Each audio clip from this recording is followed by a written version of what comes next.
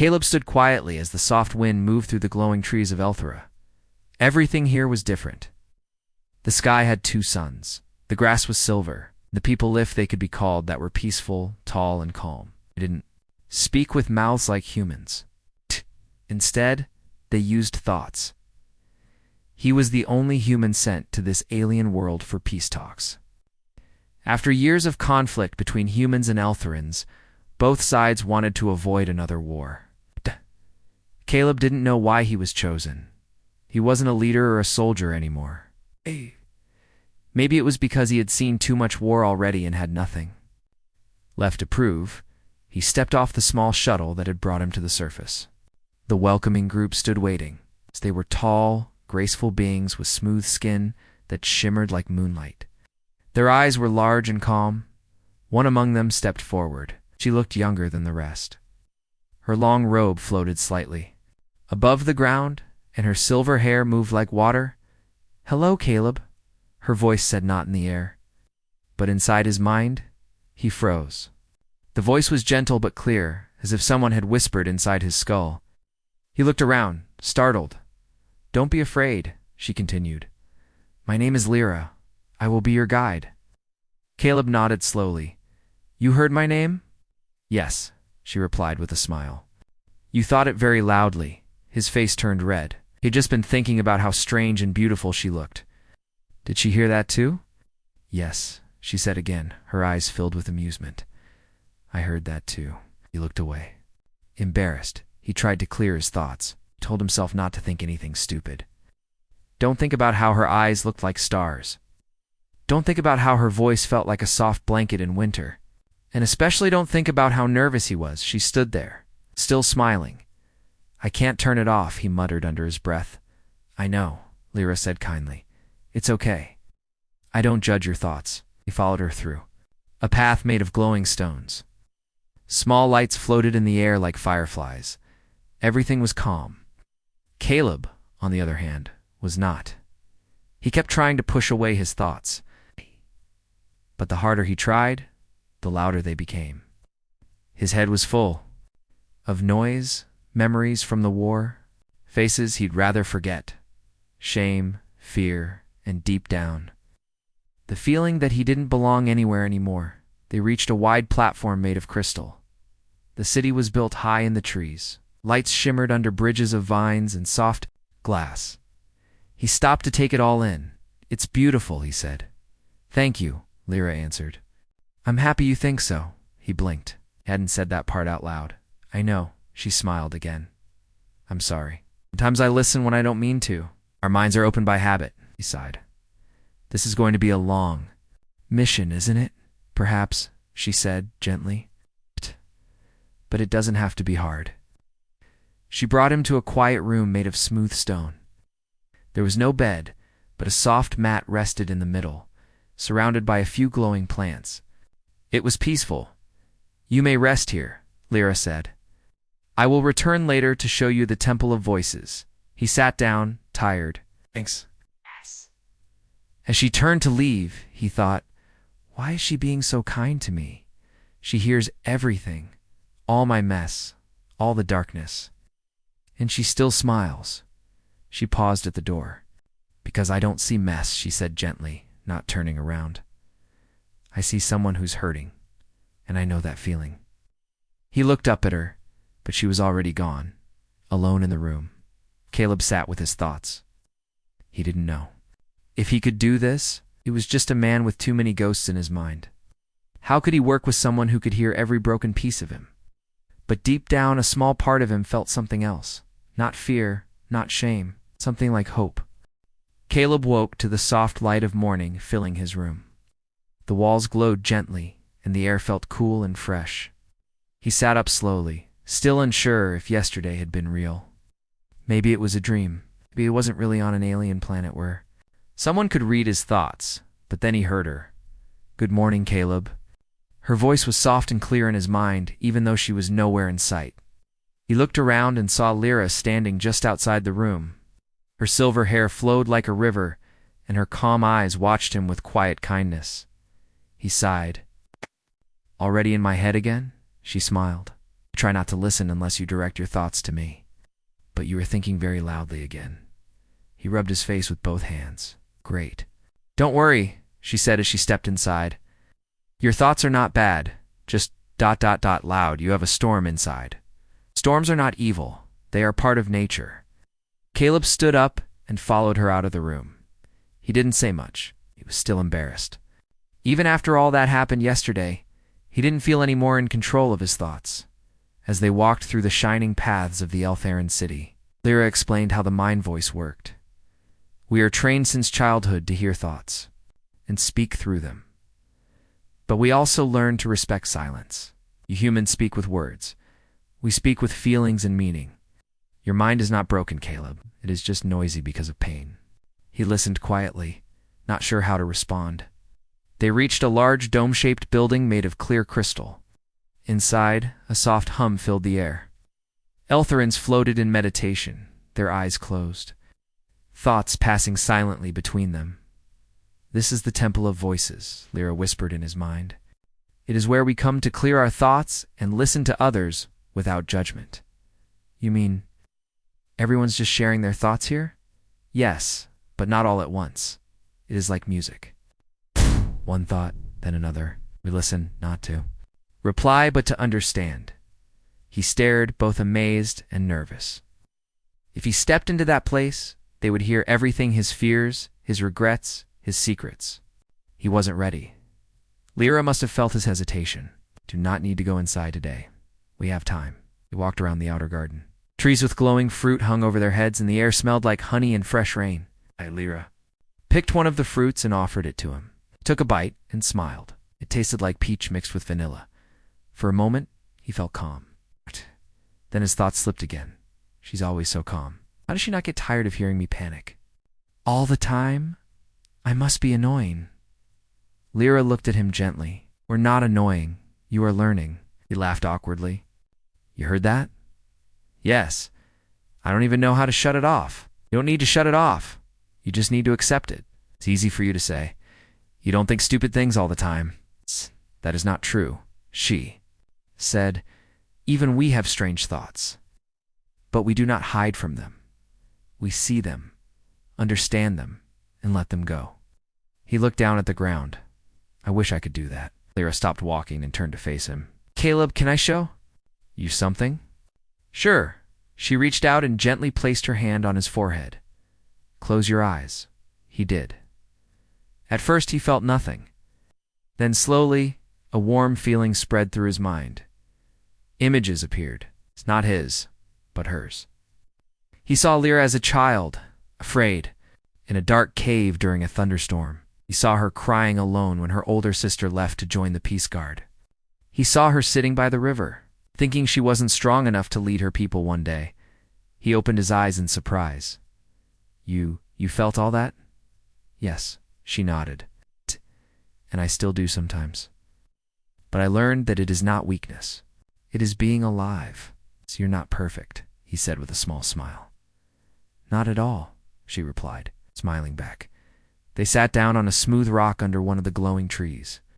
For a while, they just watched the water flow through the crystal canals. Thank you, he said softly. For what? For not running away from me? For not judging me? You're welcome, she said. But Caleb, I don't stay because I feel sorry for you. I stay because I see something strong inside you. Even when you try to hide it, didn't know what to say to that. No one had ever told him something like that before. What if I mess up? He asked. Then we start again, she replied. A soft breeze passed through the trees. He looked at her and noticed something different. She wasn't just reading his thoughts. She was feeling with him, walking with him through the mess. Not above it. He didn't speak for the rest of the walk. But for the first time, his thoughts were quiet, not because he forced them to be, but because he didn't feel so alone anymore. The sky above Elthora was painted with soft colors of purple and gold as evening came. Caleb stood near the edge of a small cliff, watching the glowing river far below. His mind was quieter now, but not empty. Thoughts still came and went, memories of his home, his past, and his fears. But they didn't scream like they used to. They whispered now. Behind him, he heard soft footsteps. "You are thinking again," Lyra said with a gentle smile. He turned to her. "I thought that's what I always do." "Yes," she nodded. "But now your thoughts don't feel heavy." Caleb chuckled. "You really feel everything, don't you?" "Not everything," she replied, walking closer. "Only what is sent out strongly, and you feel deeply. Your mind shines brighter when you care about something." Caleb looked away, a little shy. "That's not always a good thing." "It is," Lyra said simply. "Feeling is not weakness. It is how you know what matters." They sat together on the edge of the cliff. Below them, the water shimmered, with light from the twin moons. Lyra placed her hand gently on the grass, her fingers glowing softly as she touched the earth. "When I was young," she said, "I used to come here to be alone. Not because I didn't like others, but because my thoughts were too loud, even for me." Caleb looked at her with surprise.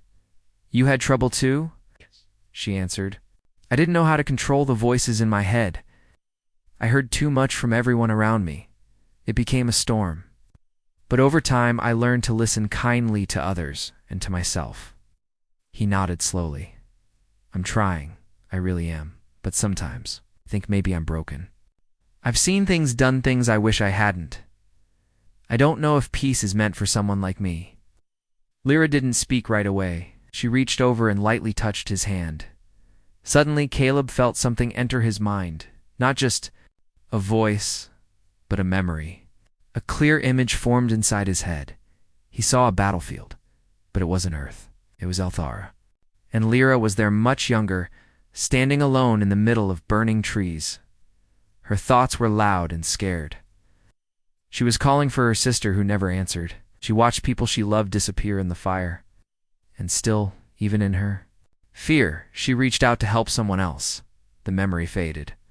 Caleb opened his eyes slowly. "That was you," he whispered. Lyra nodded. "You saw war too." "Yes, many of us have. That is why we chose peace. Not because we are weak, but because we remember how strong pain is. We do not want to carry it anymore." Caleb looked at the river again. "How do you forgive yourself?" "By understanding yourself," she said. "By knowing that you made hard choices, not because you wanted to harm, but because you were trying to survive." He felt her words settle in his chest like soft rain. "Can I show you something now?" he asked. "Yes," she said. Caleb gently placed 2 fingers on her wrist. He closed his eyes and let the memory rise. He didn't push it. He just let her see. He was back on the battlefield, this time human. He was younger, holding a broken rifle, sitting beside a wounded soldier who had already passed. The sky was full of smoke. He had sat there for hours, thinking he had failed, not just his mission, but himself. And yet, even then, he had whispered a promise to never let anyone else feel that alone again. When the memory ended, Lyra's eyes were wet with emotion. "You kept that promise," she said. He gave her a small smile. "Had you did? You are here?" "Yeah." They sat in silence for a long time. The stars came out, dancing in the sky. Small flying lights passed over them, humming softly like wind chimes. "What happens next?" Caleb asked. "You mean with us?" "Yeah, with you, with this place." Lyra tilted her head, thoughtful. "I don't know. The humans and Eltharans still do not fully trust each other. But you are the bridge. Maybe not forever, but for now. What if I make a mistake? Then we fix it together." Caleb looked at her closely. "You hear my worst thoughts? You've seen my pain. Why are you still here?" Lyra smiled gently. "Because I see more than your pain. I see your heart." He didn't answer. He just looked at her and let his thoughts flow freely for the first time. "Thank you for not turning away. Thank you for seeing me. Thank you for staying." Lyra reached out and gently pressed her forehead to his, a sign of trust among her people. "Always," she whispered into his thoughts. For the first time in a long time, Caleb didn't feel broken. He felt seen. He felt heard. And somehow, in that quiet moment under the stars, he finally felt whole. The next day began quietly. The sun rose slowly over the tall crystal trees, filling the sky with soft golden light. Caleb woke early, feeling rested. Something inside him had changed. He still had memories, still had thoughts that weren't easy. But for the first time, they didn't feel like chains. They felt like stories, parts of him, not the whole. Lyra waited for him outside, as always. She gave a gentle nod when she saw him. "Your thoughts were calm last night," she said softly in his mind. "That's because you were there," he replied, smiling. They walked through the garden paths again, heading toward the main hall of the Eltherin Council. Today was important. Today he would speak to both the human and Eltherin leaders in one room. It would be the first step in building something new, dashed together as they walked. Caleb felt the nervous thoughts trying to rise again. What if I say something wrong? What if the humans don't believe me? What if this all falls apart? Lyra gently touched his arm. "They are just thoughts," she whispered into his mind. "You can listen to them, then let them go." He took a deep breath and nodded. Right. The council hall was wide and bright, made of tall stone arches and glowing glass panels. Both sides had gathered humans on the left, Eltherins on the right. Caleb stepped to the center, feeling all eyes on him. A human officer, wearing a sharp, gray uniform, stood up first. He looked serious, his face unreadable. "Ambassador Caleb," the officer said, "we've received reports of silence from your end. We expected more updates. Your mission was only supposed to last a few days. Why the delay?" Caleb felt the room grow tense. Even the Eltherons stopped their quiet mind chatter to listen. Before Caleb could speak, the officer added, "And why is your human communication device turned off?" Caleb took a step forward. "Because words weren't enough anymore. Not here." The officer frowned, explained. Caleb looked toward Lyra, who stood at the edge of the hall. Her eyes met his, steady and calm. "I came here thinking I'd teach them about us," Caleb said. "But I was the one who learned something. The Eltherins don't just talk, they listen. Not just to words, but to feelings, to fears, to pain. And instead of judging, they understand."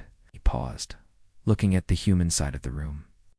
"I couldn't keep sending reports filled with fear and confusion. I had to stay quiet for a while, so I could hear what really mattered." What? Of the human delegates raised a hand. "And you trust them now?" "After everything we've heard about their mind reading," "Yes," Caleb said, "because they don't use it to control. They use it to connect." There was silence in the hall. Lyra stepped forward then, her voice gentle in the minds of everyone present. "We do not wish to rule or change your kind. We only wish to stop the cycle of fear. If you allow us, we want peace. Not as masters or leaders, but as equals." Some humans shifted uncomfortably. Others looked curious. Caleb continued, "I was broken when I came here, filled with guilt, fear, and doubt. And he nodded to Lyra. "She heard every ugly thought in my mind. And still, she smiled." The room stayed quiet. Suddenly, a loud tone rang through the hall. A small human device on the officer's side lit up. He answered it, his expression quickly darkening. "A human warship has just entered Eltherin orbit," he said. "They think Caleb is being held hostage." Caleb stepped forward quickly. "What? No, this is wrong?" "They're preparing to send a team down," the officer continued. "They think we've lost control of the mission." Eltherin guards started moving toward the exits. Lyra looked at Caleb with concern. This wasn't supposed to happen. Caleb muttered. "They weren't supposed to come yet. They are afraid," Lyra said calmly. "And fear makes people act before they listen." Caleb looked up at her. "We need to make them listen." "How?" He took her hand. True. "Their minds? They are not trained. They might resist." "Then let me be the bridge," he said. "Connect me to them. Let them hear what you showed me." Lyra hesitated, then nodded. She stepped forward and raised her hand toward the humans. A soft light formed around Caleb's head. One by one, the humans' expressions changed as they began to feel thoughts, his thoughts, and Lyra's memories. They saw Caleb's pain, his guilt, and the kindness he found on this alien world. They felt Lyra's childhood, her fear of war, and her hope for peace. And most of all, they saw the bond forming between the two, a bond built not on words, but on truth. When the light faded, no one spoke. Finally, the officer lowered his communicator. The ship, they're standing down. They said they felt something real. Caleb let out a breath of relief. Lyra looked at him. You did it? No, he said softly. We did. The warship stayed in orbit, silent but watching. Caleb stood near a wide window in the council tower, looking up at the stars. He could see the human ship as a small dot against the dark sky. It had weapons, it had orders, and it had fear behind. Lyra walked quietly into the room. She didn't speak out loud. She didn't have to. They are still unsure. She said gently in his thoughts. Caleb nodded. They don't know what to believe. Some think you're just showing them dreams, not truth. Lyra stood beside him, her eyes on the stars too. We can only show what is real, but believing, that is their choice. He felt the weight in his chest again. The pressure. The same feeling he used to get before battles. But this time, it wasn't about fighting. It was about stopping others from fighting. And somehow, that was harder. He sat down on a bench near the wall. Lyra joined him. We could leave, she said after a moment. Go to the quiet fields. Escape this. He smiled a little. Let everything fall apart. No, I can't do that. Not after coming this far. She placed her hand gently on his. Then, we stand together. That afternoon, a message came from the human commander aboard the ship. They wanted to speak face to face with both Caleb and Lyra. They were sending a landing team to the surface. Caleb agreed. When the small craft landed in the open valley below the Eltheran city, Caleb and Lyra were there waiting. 4 humans stepped out in heavy gear. They looked around with sharp eyes, unsure of the beauty surrounding them. To them, everything unfamiliar was a possible threat. The commander, a tall man with a calm voice but hard eyes, walked up to Caleb, double quotes ambassador. He said, You look well. I am, Caleb replied, thanks to them. The commander looked at Lyra. She bowed her head slightly in respect. So, the commander continued, is it true what we felt? The memories? Right. The thoughts. Caleb nodded. Yes, Lyra shared. Them with me, and I let you see mine. One of the other officers stepped forward. You risked our entire mission for that. Caleb didn't back down. I risked nothing. I trusted. And trust is how peace begins. The officer didn't answer. He just looked at Lyra, still suspicious. The commander turned to her. Why do you care so much about us? You could have blocked our minds, confused us, forced us to feel good. Lyra's voice entered their thoughts calmly. Because true peace cannot be forced. It must grow, one truth at a time. What? If we don't want it? The officer asked. What if we walk away? Then we wish you well, she replied. But we will still wait for the day you return ready to listen again. Silence hung in the air.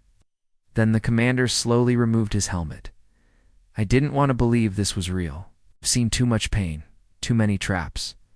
But when I saw your thoughts, and I felt that memory of your sister, I knew it wasn't fake. His voice softened. You lost her, didn't you? Lyra nodded. Yes. I searched for her voice for days. But only silence remained. I'm sorry, he said. She bowed her head slightly. Thank you for hearing. The commander looked at Caleb. And you really trust her? With everything, Caleb said, his voice steady. She saw the worst of me and never turned away. And not just her. This whole world is different. They want peace, not because they're afraid, but because they remember what war cost them. The other officers looked unsure, but the commander seemed thoughtful. After a long moment, he stepped forward and reached out his hand. Maybe it's time we tried something new, he said. Maybe. We stopped running from the quiet. Caleb shook his hand. Lyra placed her hand on top of theirs, her touch light and warm. For the first time, a small spark of trust formed between two worlds. That night, Caleb and Lyra returned to the garden under the stars. The air was cool, and the leaves glowed with gentle light. "You were brave," she said, sitting beside him. "I was scared the whole time," he admitted. "And still, you stood firm. That is what bravery means." He looked up at the sky. The warship was gone now. Only peace remained. "Do you think this will last?" he asked. "I don't know," she said truthfully. "But I know this moment is real. That's where everything begins." He turned to her. "You hear everything in my head? Every broken thought, every strange memory? And you still stay? Why?" She smiled softly. "Because in your thoughts, I see something beautiful." Caleb didn't speak. He just reached for her hand, and this time, she didn't need to read his mind to know what he was feeling. Days passed slowly after the meeting with the human landing team. The air on Elthera felt lighter. The streets were still quiet, the way they had always been. But now, there was something new, a feeling of hope. Caleb walked beside Lyra through the crystal garden. The sky above was calm, the twin suns setting in warm colors. The warship had left days ago. There was no threat now. The humans had agreed to continue peace talks, not from orbit, but from the surface. Real talks. Face to face. Caleb had been asked to stay. Not just as a messenger, but as something more. "They want me to be the bridge," he told Lyra as they passed a small pool of glowing water. "Someone who can speak for both." Lyra smiled. They chose well. He stopped walking and looked at her. "I didn't ask for this. I came here not knowing what to say. I didn't think I would stay. But now you want to," she said gently. He nodded. "I do." They sat down near the edge of the pool. The water shimmered like stars, and their reflections floated like ghosts beneath the surface. "I used to think I was broken," Caleb said softly. "Too many memories. Too many regrets." "You still think that?" she asked. He looked at her, really looked. "No, not anymore. You helped me see that even broken pieces can fit together again." She reached out and placed her hand on his chest. "You were never broken, only hurt." They sat in silence. Not because they had nothing to say, but because they didn't need words. Then Lyra spoke, not with her mouth, but gently in his thoughts. "I want to show you something." Caleb nodded. She placed both hands on his temples. A soft wave of warmth filled his mind. Her memories opened slowly. This time he didn't see pain or war. He saw her childhood playing with her sister under the silver trees, swimming in the bright river, dancing alone under the moons. He saw her quiet moments of joy, her silent wishes, and her hidden dreams. Then he saw something else himself. Her first vision of him. When he arrived, lost and confused, she had seen him clearly from the beginning. Not just a human, but a heart full of sorrow and strength. "You saw all of me before I even knew myself," Caleb said, opening his eyes. Lyra nodded. "And I liked what I saw," he smiled. "I want to show you something too." He reached out carefully, and she allowed him in. His memories flowed moments from Earth. Walking through green forests, playing with his dog as a boy, laughing with his brother before the war. He showed her a quiet morning in the city, the sound of rain on glass, the smell of coffee. Simple things, but full of life. When the memory ended, Lyra had tears in her eyes.